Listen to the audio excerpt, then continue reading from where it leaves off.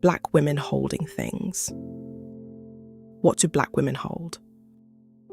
The home and the family and the children.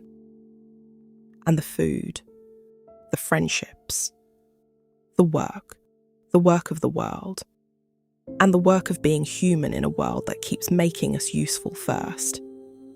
The feeding and the fixing and the forgiving, the absorbing and the advising and the raising and the rescuing, the people who come to us hungry, the people who come to us broken, the people who come to us certain we will know what to do.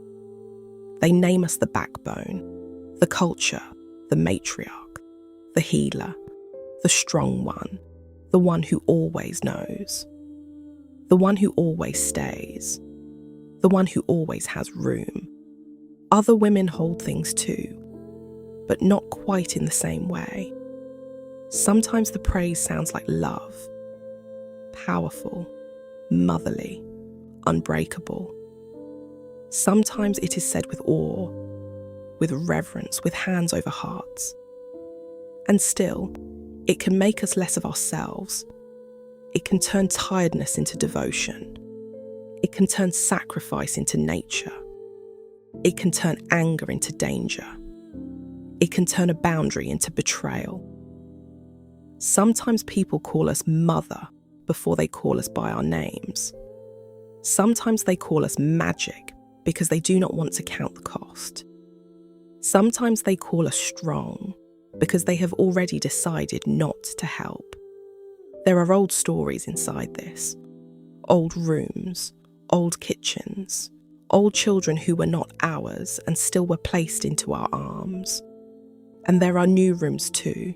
The office work mum, the friend who becomes everyone's therapist, the activist asked to explain the wound while still bleeding, the eldest daughter listening through walls, learning early that love can sound like being needed. Sometimes when we laugh with our whole chests or move through a room like light has remembered our names, people make a monument out of our breathing. They say we are the culture.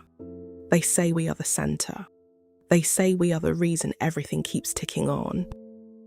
And maybe we are. But a monument does not get to lie down. A symbol does not get to be unsure. A myth does not get to say, I can't today. A myth does not get to disappoint anyone. Other times we can barely cross the room. We drop our arms. Not because we are empty of love. Not because we have failed. But because arms are flesh. Because even the ones who feed everyone get hungry. Because even the ones who listen have throats. Because even the ones who carry the house have bodies inside the house. There is never an end to black women holding things. And certainly, there is often the feeling of never doing enough.